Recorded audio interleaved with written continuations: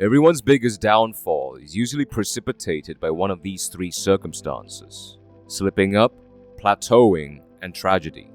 Slipping up is what happens when one betrays or dishonors their personally significant decisions or commitments and the consequences surrounding those obligations, leading to a complete contradictory befoulment against their routines, values, and ethics that initially built them. Plateauing is what happens when one reaches a seemingly stubborn limitation that refuses to break for a relatively long period of time.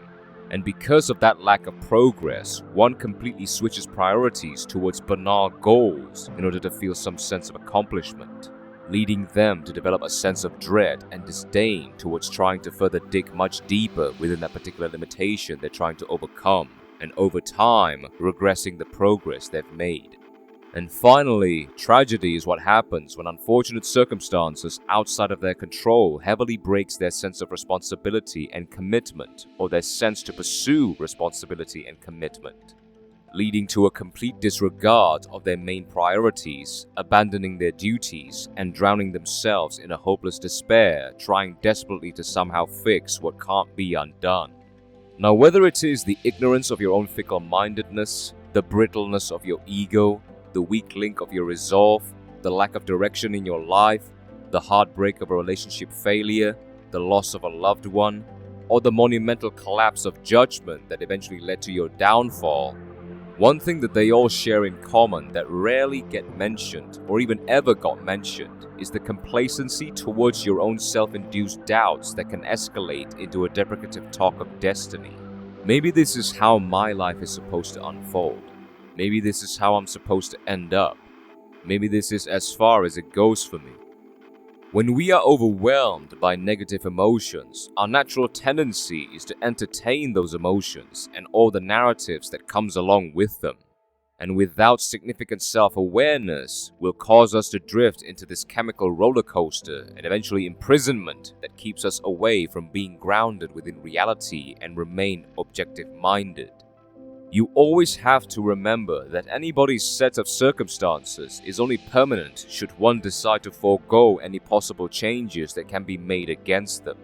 If you refuse to make changes, then nothing different will come out of anything, especially your downfall.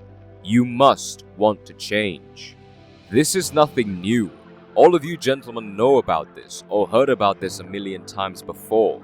But it is worth a million times just to keep reminding and encouraging you of what you are capable of. Coming back from any kinds of tribulation all depends on your ability to re-establish and reaffirm your focus towards your original mission or goal. It's very simple, but when I say simple, that doesn't mean it's easy. The complicated part is reclaiming the dimmed resolve that you once had due to it being overwhelmed and contaminated by all the personal doubts that have been built during your incarceration within self-deprecation after the downfall. And in order to combat this, you have to slowly reignite your aggression, all of your ambitions, persistence, fearlessness, and anger that you once had.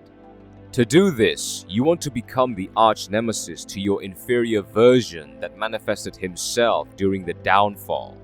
Develop a healthy frustration to refuse being that same pathetic and helpless individual that you were before or that you once were. Conceive a sense of moral disgust to your own incompetence and carelessness. Antagonize your complacency to settle for less through imposing all of your deepest desires. Slowly let the fire spread and burn all of those apprehensive parasites away, and over time, backed with reconstructive actions and major changes, your doubts will once again be replaced with that resolute determination. When I say that all of this is nothing new, I also meant that I have utter confidence that a lot of you gentlemen have already done this beforehand, and knew how accomplished and proud you feel about yourself afterwards. Especially when you surpass all of your previous limitations and if you consistently or eventually exceed your own humble and realistic expectations. Everybody loves a comeback story. It gives us a reassuring thought of all the possibilities and potential that we possess, and it is the evident reality that we are much more capable than we think we are or that we estimate ourselves to be. Our own underestimation of our potential is what creates the self-imposed reality that limits or sabotages our call to action. You have to aim higher so that you are self-imposed to do much more for yourself and develop that sense that you are destined for much more as well.